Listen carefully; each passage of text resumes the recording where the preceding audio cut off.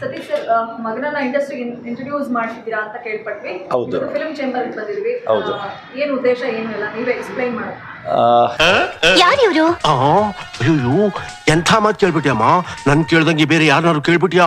ಇವನು ಯಾವ್ದೋ ಸಣ್ಣ ವಿಷಯಕ್ಕೋಸ್ಕರ ಟಾಟಾ ಮಾಡಿ ದೂರ ಇಟ್ಬಿಟ್ಟ. ಇಲ್ಲ, ನಾನು ಒಂದು ಡಾಕ್ಟರ್ ಲೀಲಾ ಮೋಹನ್ ಅವ್ರ ಬ್ಯಾನರಲ್ಲಿ ನನ್ನ ಮಗನ್ನ ಒಂದು ದೊಡ್ಡ ಮಟ್ಟದಲ್ಲಿ ಒಂದು ಮೂವಿ ಮಾಡಿ ಲಾಂಚ್ ಮಾಡ್ತಾ ಇದ್ದೀನಿ. ಅವನ್ನ ಫಿಲಂ ಲ್ಯಾಂಡ್ಗೆ ಎಂಟ್ರಿ ಮಾಡ್ತಾ ಇದ್ದೀನಿ. ರಜನಿಕಾಂತ್ ತರ ಸೂಪರ್ ಸ್ಟಾರ್ ಆಗಬೇಕು. ಇವತ್ತು ಟೈಟಲ್ ರಿಜಿಸ್ಟ್ರೇಷನ್ಗೆ ಬಂದಿದ್ದೆ. ಅಂದರೆ ಟೈಟಲ್ ಇವತ್ತೇ ರಿವೀಲ್ ಮಾಡ್ಬೋದಾಗಿತ್ತು, ಆದರೆ ಇವತ್ತು ಮಾಡ್ತಾ ಇಲ್ಲ. ಏನಕ್ಕಂದರೆ ಅದನ್ನು ಒಂದು ದೊಡ್ಡ ಮಟ್ಟದಲ್ಲಿ ಒಂದು ಫಂಕ್ಷನ್ ಇಟ್ಕೊಂಡಿದ್ದೀನಿ. ಅವತ್ತು ಟೈಟಲ್ ರಿವೀಲ್ ಮಾಡೋಣ ಅಂತ. ಅದಕ್ಕೆ ಯಾಕೆ ಇಷ್ಟೊಂದು ಬಿಲ್ಡಪ್? 15 ಡೇಸಲ್ಲಿ ನಿಮ್ಗಳಿಗೆ ಎಲ್ಲರಿಗೂ, ಮೀಡಿಯಾ ಅವ್ರಿಗೆ ಎಲ್ಲರಿಗೂ, ಸ್ನೇಹಿತರಿಗೆ ಎಲ್ಲರಿಗೂ ಕರೆದ್ಬಿಟ್ಟು ಒಂದು ಪಾರ್ಟಿ ಕೊಡಿಸ್ಬಿಟ್ಟು ಮಾಡೋಣ ಅಂತ ಇದ್ದೀನಿ. ಅದು ಮುಹೂರ್ತ ಬಂದು ಎಲ್ಲ ದೇವಸ್ಥಾನದಲ್ಲಿ ಇಟ್ಕೊಳ್ತಾರೆ. ಅವತ್ತು ಮುಹೂರ್ತನೂ ಒಂದು ಪಬ್ಬಲ್ಲಿ ಇಟ್ಕೊಂಡಿದ್ದೀನಿ, ರೆಸ್ಟೋರೆಂಟಲ್ಲಿ ಇಟ್ಕೊಂಡಿದ್ದೀನಿ. ಸ್ವಲ್ಪ ಡಿಫ್ರೆಂಟ್ ಆಗಿರಲಿ ಅಂತ. ತುಂಬ ಸರ್ ಕಾನ್ಸೆಪ್ಟ್ ಹೇಳಿ ಸರ್. ಕಾನ್ಸೆಪ್ಟ್ ಹೈ ಬಜೆಟಲ್ಲಿ ಮೂವಿ ಮಾಡ್ತಾ ಇದ್ದೀನಿ. ಒಂದು ಸ್ಟೋರಿ ಬಂದು ರಿಯಲ್ ಲೈಫ್ ನಂದು ಒಂದು ಏನಿತ್ತು ಅದನ್ನೇ, ಅಂದರೆ ಒಂದು ಹುಡುಗನ್ನ ಎಷ್ಟು ಫ್ರೀ ಬಿಟ್ಟರು ಅವನು ಕೆಟ್ಟ ಬುದ್ಧಿ ಕಲಿಯಲ್ಲ, ಅವನು ಎಷ್ಟು ಸ್ಟ್ರಿಕ್ಟ್ ಮಾಡಿದ್ರೆ ಅವ್ನು ಕೆಟ್ಟ ಬುದ್ಧಿ ಕಲಿತಾನೆ ಅಂತ ಆ ಒಂದು ಸ್ಟೋರಿ ಮೇಲೆ ಒಂದು ಹೈ ಬಜೆಟಲ್ಲಿ ಮೂವಿ ಮಾಡ್ತಾ ಇದ್ದೀನಿ. Picture super duper hit. ಎಲ್ಲ ಹುಡುಕ್ತಾ ಇದ್ದೀವಿ. ಎಲ್ಲ ನಿಖಿಲ್ ಸರ್ಗೆ ಬಿಟ್ಬಿಟ್ಟಿದ್ದೀನಿ. ನಮಗೆ ಡಿಸಿಷನ್ ಮೇಕರ್ ಫುಲ್ ಅವರೇನೆ. ಸರ್ ಇವತ್ತು ಪೂಜೆ ಮಾಡಿಸಿದ್ದು ಎಸ್ಪೆಷಲಿ. ಹೌದು, ದೇವಸ್ಥಾನಕ್ಕೆ ಹೋಗಿ. ಹೌದು. ಸೊ ಅಲ್ಲಿ ಸ್ಕ್ರಿಪ್ಟ್ ಅಥವಾ ಟೈಟಲ್ ಪೂಜೆನಾ? ಇಲ್ಲ, ಟೈಟಲ್ ಪೂಜೆ ಇದೆ.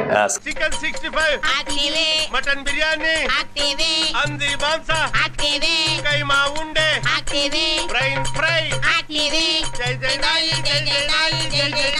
ಸ್ಕ್ರಿಪ್ಟ್ ಎಲ್ಲ ಇನ್ನೂ ಬರ್ಸಿಸ್ಬೇಕು. ಈಗ ನನ್ನ ಮನಸ್ಸಲ್ಲಿ ಏನೇನಿದೆ ಸ್ಟೋರಿ ಅದನ್ನು ನಾನು ಹೇಳಿಬಿಟ್ಟು ನನಗೆ ಹೆಂಗೆ ಬೇಕು ಆ ಥರ ರೆಡಿ ಮಾಡಿ. ಯಾಕಂದರೆ ಇವಾಗೆಲ್ಲ ನೋಡಿ ಎಷ್ಟು ಕಷ್ಟ ಬಿದ್ದು ಮಾಡ್ತಾರೆ, ಮೂವಿ ಫ್ಲಾಪ್ ಆಗ್ತಾ ಇದೆ.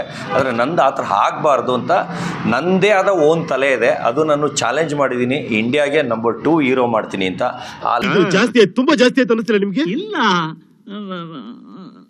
ಸ್ವಲ್ಪ ಜಾಸ್ತಿ ಆಯ್ತು. ಲೆವೆಲಿಗೆ ಮಾಡಬೇಕಂದ್ರೆ ಸ್ಟೋರಿನೂ ಹೆಂಗಿರಬೇಕು, ಆಮೇಲೆ ಎಷ್ಟು ಹೈಫೈ ಆಗಿರಬೇಕು, ಎಷ್ಟು ಲಕ್ಸುರಿ ಆಗಿರಬೇಕು, ಆ ಥರ ತುಂಬ ಹೈ ಬಜೆಟಲ್ಲಿ ಒಂದು ದೊಡ್ಡ ಮಟ್ಟದಲ್ಲಿ ಈ ಮೂವಿನ ಮಾಡ್ತಾ ಇದ್ದೀನಿ. ಎಷ್ಟಕ್ಕೆ ಶಾಕ್ ಆಗ್ಬಿಟ್ರೆ ಹೆಂಗೆ? ಅವನಿಗೆ ಆಸ್ಕರ್ ಅವಾರ್ಡ್ ಬೇರೆ ತಗೋಬೇಕು ಅಂತ ಹುಚ್ಚಿದ. ನಿಮ್ಮ ಇನ್ವಾಲ್ವ್ಮೆಂಟ್ ಏನು ಸರ್? ಅಂದ್ರೆ ಡೈರೆಕ್ಷನ್ ಬೇರೆಯವ್ರು ಮಾಡ್ತಾರೆ, ಪ್ರೊಡ್ಯೂಸರ್ ಹೌದು, ಬಟ್ ಕತೆ ನಿಮ್ಮದೇ ಅಂತ ಹೇಳಿದ್ರಿ. ಸೊ ಹಾಗಾಗಿ ಕತೆ ಬರೆಯೋದ್ರಲ್ಲಿ ನೀವು ಕೊಡ್ತೀರಾ? ಇಲ್ಲ, ಕತೆ ಬರೆಯೋದ್ರಲ್ಲಿ ಅಂದರೆ ಎಲ್ಲ ನಾನೇ ಹೇಳೋದು. ನಂದು ಏನು ನಡೆದಿದೆ, ಇವನೇನ್ಗೆ ನನಗೆ ಬಿಹೇವ್ ಮಾಡಿದ್ದಾನೆ, ಆಮೇಲೆ ಯಾವ ಥರ ನನಗೆ ನಡ್ಕೊಂಡಿದ್ದಾನೆ ಅವ್ರಿಗೆ ಗೊತ್ತಿರಲ್ಲ ಸ್ಟೋರಿ ಅವ್ರಿಗೆ. ನಾನೊಂದು ಡಿಫ್ರೆಂಟ್ ಆಗಿ ಅನ್ಕೊಂಡಿದ್ದೀನಿ. ನೀವೇ ಅನ್ಕೊಂಡಿದ್ದೀರಾ ಸರ್? ಆದರೆ ನಂದೇ ಸ್ಟೋರಿ ನಾನು ಕೂತ್ಕೊಂಡು ಹೇಳ್ಬಿಟ್ಟು ನಾನು ಬರೆಸ್ತಾ ಇರೋದು. ಅದಕ್ಕೆ ಏನಂತ ನೀವು ಟೈಟಲ್ ಕೊಡ್ತೀರಾ, ನಂದೇ ಸ್ಟೋರಿ ಅಂತ ಹೇಳ್ತೀರಾ ಗೊತ್ತಿಲ್ಲ. ಹೋಗಿ ಸರ್, ಕಟ್ಔಟ್ ಮಾಡಿಸ್ಕೊಂಡು ಮನೆ ಮುಂದೆ ಹಾಕ್ಸ್ಕೊಳ್ಳಿ. ಅಮೋಘ, ಅದ್ಭುತ, ಅಭಿಲಾಷ, ಕೋತಿ ನನ್ನ ಮಗನ್ ತಂದು. ಅದೇ ಒಟ್ಟಿನಲ್ಲಿ ನನ್ನ ಸ್ಟೋರಿನೇ ಒಂದು ಹೈ ಇದರಲ್ಲಿ, ಅಂದರೆ ಒಂದು ಕಾಸು ಇದ್ರೂ ಒಂದು ಹುಡುಗ ಹಾಳಾಗಲ್ಲ, ಅವನಿಗೆ ಅಷ್ಟು ಫ್ರೀ ಬಿಟ್ಟರೆ ಅವನು ಒಳ್ಳೆ ಗುಣಗಳು ಕಲಿತಾನೆ. ಆ ಥರ ಒಂದು ಥೀಮಲ್ಲಿ ಮಾಡ್ತಾನೆ. ಬೇಷ್, ಶಾಬಾಷ್. ಮಾಡಬೇಕು ಅಂದಾಗ ಅರ್ಷ ರಿಯಾಕ್ಷನ್ ಹೇಗಿತ್ತು, ಏನು ಹೇಳಿದ್ರು? ಅವನಿಗೆ ಇವತ್ತೇನೆ ಕಾಲೇಜ್ನ ಬಂಕ್ ಹೊಡೆದ್ಬಿಟ್ಟು ಬಾ ಅಂದಾಗಲೂ ಅವನಿಗೆ ಗೊತ್ತಾಗಿಲ್ಲ. ಆಮೇಲೆ ಟೈಟಲ್ ತೋರಿಸ್ಬಿಟ್ಟು ನೋಡೋ ಈ ಥರ ಮೂವಿ ಮಾಡ್ತಾ ಇದ್ದೀನಿ, ಹೀರೋ ಮಾಡ್ತಾ ಇದ್ದೀನಿ ಅಂತ ಅವನಿಗೂ ಇವಾಗ 1 hour ಬ್ಯಾಕೇ ಗೊತ್ತಾಗಿರೋದು. ಅಪ್ಪ ಬಂದ್ರು, ಅಪ್ಪ ಬಂದ್ರು, ಅಪ್ಪ ಬಂದ್ರು, ಅಪ್ಪ ಹೀರೋಯಿನ್ ಯಾರು? ಅದು ಹೊಸಬ್ರು ಯಾರನ್ನಾರ ಹುಡುಕ್ತಾ ಇದೀವಿ. ಎಲ್ಲರೂ ಹೊಸಬ್ರಿಗೆ ಅವಕಾಶ ಕೊಡೋಣ ಅಂತ. ಸ್ವಲ್ಪ ಸೋಡಾ ಮಿಕ್ಸ್ ಮಾಡ್ಕೊಳ್ಳಮ್ಮ, ಸ್ಟ್ರಾಂಗ್ ಆಗಲ್ವಾ? ನಿನಗಿಂತ ಸ್ಟ್ರಾಂಗ್.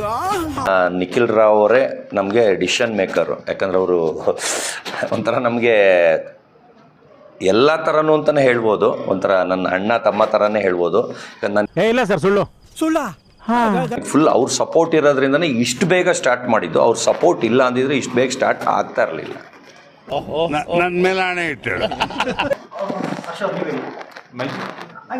Okay. So obviously ನಂಗೂ ಇವತ್ತು ಬೆಳಗ್ಗೆನೆ ಗೊತ್ತಾಗಿದೆ. I was surprised. I didn't know he was planning all this. ಅದಕ್ಕೆ ಕನ್ನಡವೇ ಸತ್ಯ, ಕನ್ನಡವೇ ನಿತ್ಯ. Get lost.